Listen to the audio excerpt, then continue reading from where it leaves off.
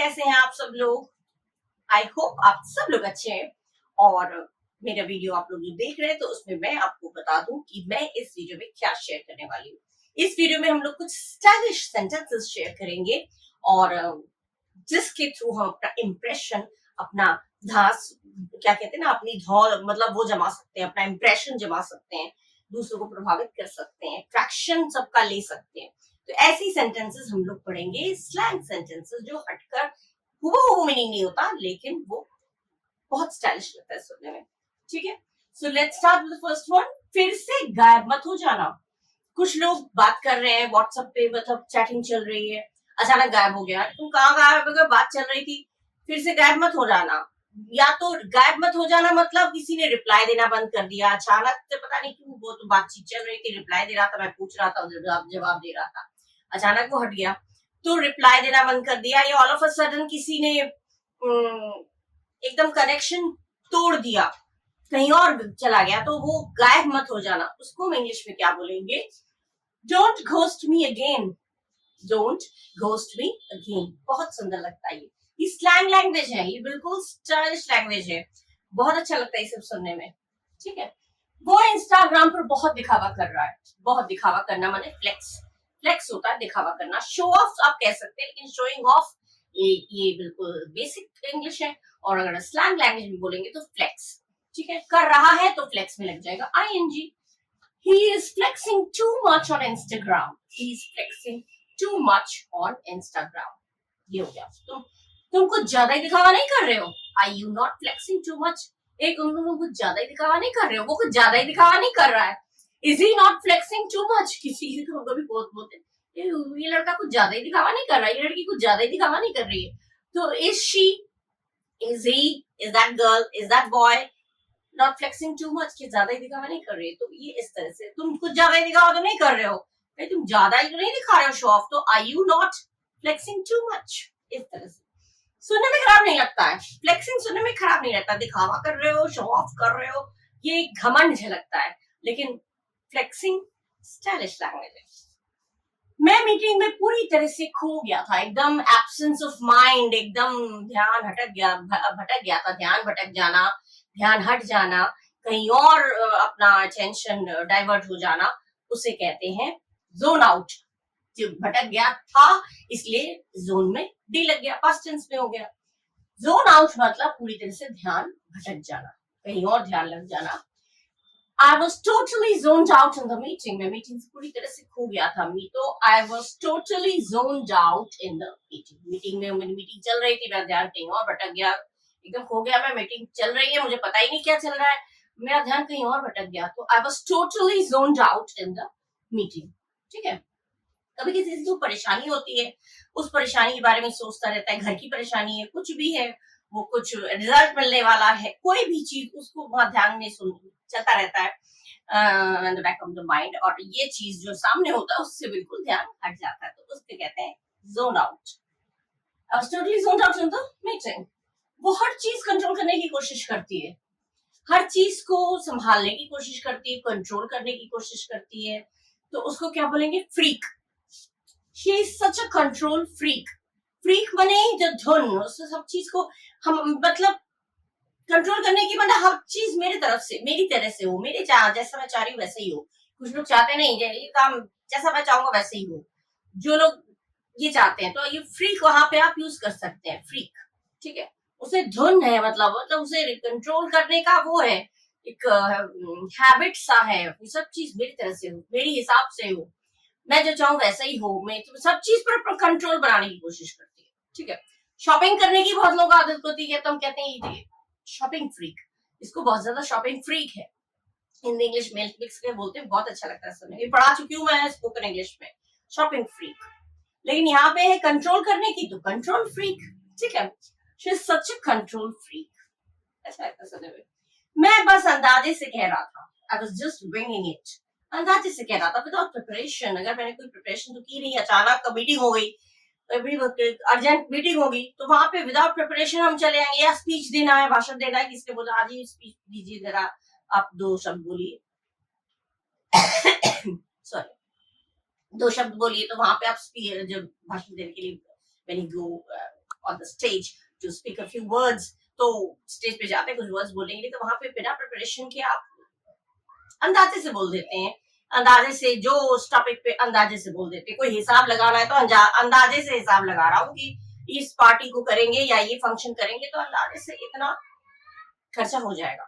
तो ये चीज है, अंदाजे से कोई भी चीज अंदाजे से बोलना को विंगिंग इट बोला जाता है। ठीक है, I was just winging it.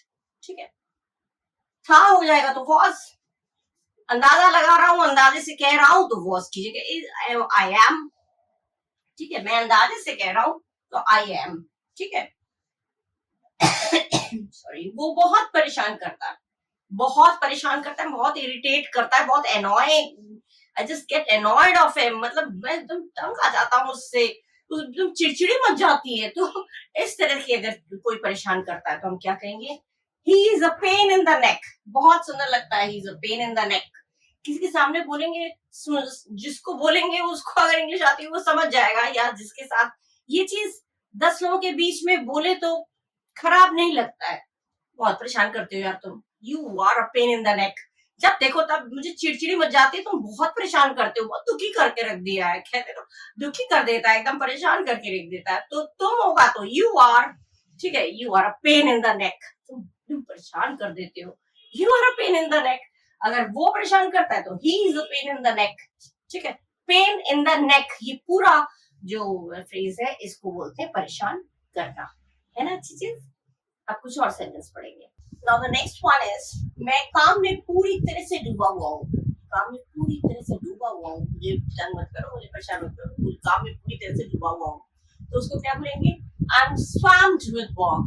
I'm swamped with work। बड़ी बहुत गहराई से काम कर रहा हूँ। I'm swamped with work। Style से किसी को बोली बहुत अच्छा लगता है सुनने में। उन्होंने उसके कपड़ों का मजाक उड़ाया। किसी मजाक उड़ाना, कपड़ों का मजाक उड़ाना, तो कपड़ों का तो हो गया आउटफिट, और मजाक उड़ाना का थ्रू शेड। उड़ाया पास्ट टेंस है इसलिए थ्रू नहीं तो थ्रो आता है, थ्रो शेड। थ्रो शेड माने मजाक उड़ाना। ठीक है, कितना अलग है मीनिंग। थ्रो THR, थ्रो और शेड, थ्रो शेड माने मजाक उड़ाना, लेकिन ये पास्ट टेंस है, उड़ाया तो इसलिए थ्रो का हो गया through, second form. They threw shade at her outfit. They threw shade at her outfit. बहुत अच्छा लगता है सुनने में। वो बहुत ज्यादा फिट है, कोई मसल्स वाला है, बहुत ज्यादा मसल्स, एकदम बॉडी शॉडी बनाया, तो उसको बहुत ज्यादा फिट है, तो उसको हम क्या बोलेंगे, he is totally ripped. He is totally ripped. अच्छा लगता है।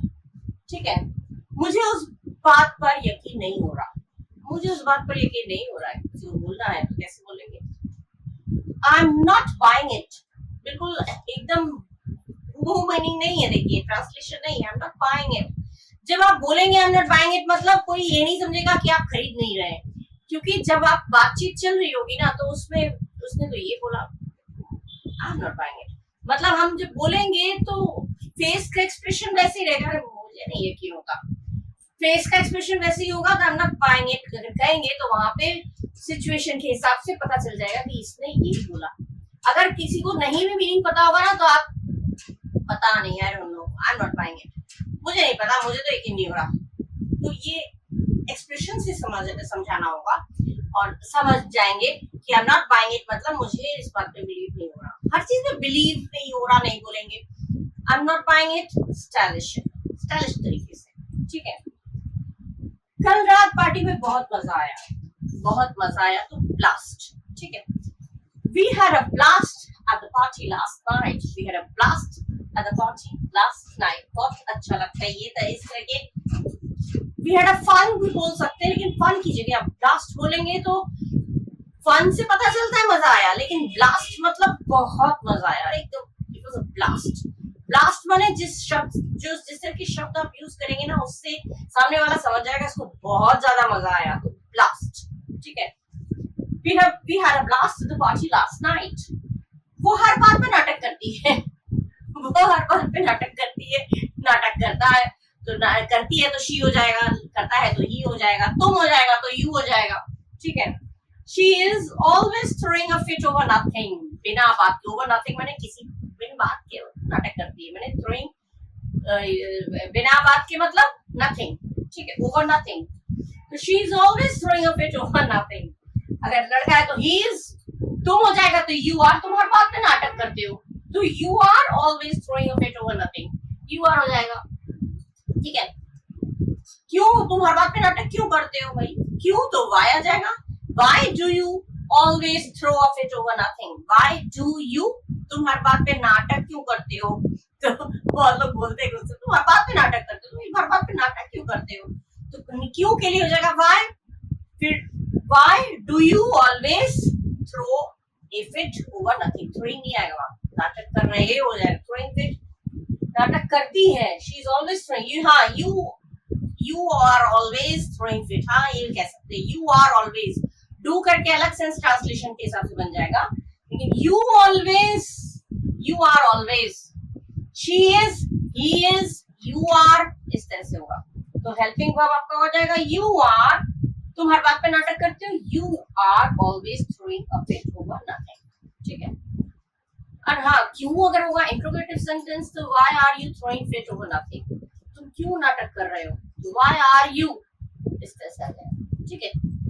करते हो, why do you भी गलत नहीं है, दोनों तरह से सही है. टेंस के हिसाब से do you सही है, वैसे स्लैंग में बोलेंगे तो आर भी लगा सकते हैं. अच्छा ये सेंटेंसेस बहुत डेली कन्वर्सेशन में खूब यूज होता है. ठीक है. Now the next one is इतने चिड़चिड़े मत बनो. इतने चिड़चिड़े मत बनो. तो चिड़चिड़े बनने का सॉल्टी. सॉल्टी मतलब एक मन में चिड़चिड़ाहट होती है, ये या फिर किसी के प्रति एनमिटी होती है, दुश्मनी होती है. दोनों मीनिंग, जेलस होता है, ईर्ष्या होती है. तो सॉल्टी हर तरह से मीनिंग होता है. तो चिड़चिड़े मत बनो के लिए भी हम यूज कर सकते हैं. Don't be so salty. Come on, don't be so salty. चिड़चिड़े मत बनो. इतने चिड़चिड़े क्यों बन रहे हो? तो डोंट बी सो सॉल्टी. मैं आज रात उसके घर रुक रहा हूँ. I'm crashing at his place tonight. I'm crashing at his place tonight. मैं आज crashing मने रुकना, at his place मने उसके घर. I'm crashing at his place tonight. ठीक है. वो एक चेतावनी संकेत है. कभी कभी पापा मम्मी या तो कोई बस आखिरी बार मैंने चेतावनी दे दी, तो चेतावनी संकेत है. पापा ने एक लास्ट वार्निंग दे दिया.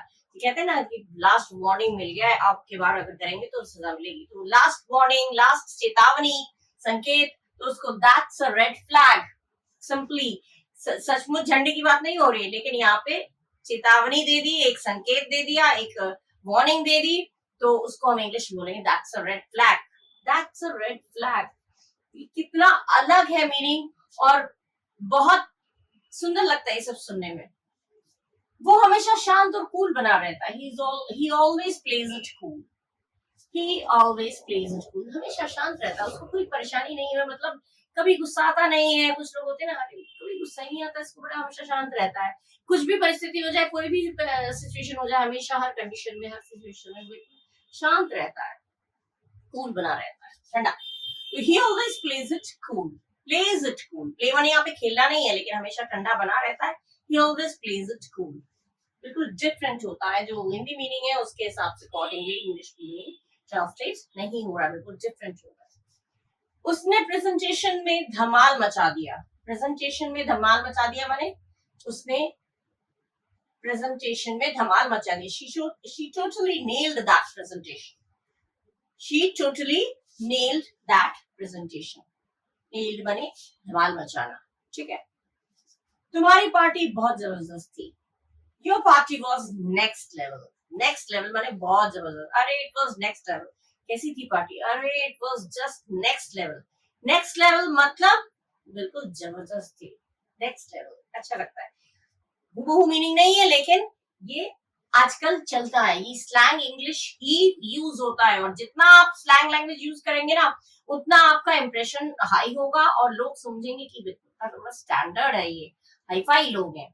अच्छा लगता है, खुद को भी अच्छा लगता है और सुनने वाले को भी बहुत इम्प्रेस करता है ये चीज. तो तुम्हारी पार्टी बहुत जबरदस्त थी. किसी की पार्टी में आप एंजॉय करके आए हैं, उसको अगर बोलना है उसको खुश करने के लिए, तो क्या बोलेंगे? Your party was next level. ठीक है. अच्छे ये sentences. Now the next one is, इस गाने के साथ फील आ रही है. कभी कभी कोई गाना हम लोग गाते हैं तो वैसी फील आने लगती है. कोई रोमांटिक गाना है तो बड़ा प्यार आने लगता है. डरावनी गाने हो तो डर सा लगने लगता है, या कोई फनी बहुत मजाकी वाला गाना हो तो हंसी भी आने लगती है। तो किसी भी गाने के साथ जब फील आने लगता है तो उसको हम बोलेंगे वाइब। ठीक है, वाइब। और आ रही है तो vibing. I am vibing with this song. गाना गाते गाते ऐसी फील आने लगती है तो I am vibing with this song, ये स्टाइल है। इसे गुप्त ही रहने दो, let's keep it on the down low. गुप्त रहने दो, डाउन लो। गुप्त रहना, राज रहना, इसे राज ही रहने दो, इसे गुप्त ही रहने दो। तो रहने के लिए कीप, और राज मतलब या फिर गुप्त बोलना है तो down low. Let's keep it on the down low. बहुत अच्छा लगता है, ये बिल्कुल डिफरेंट सेंटेंस है। वो बस टाइम पास कर रहे हैं, कुछ सीरियस नहीं है।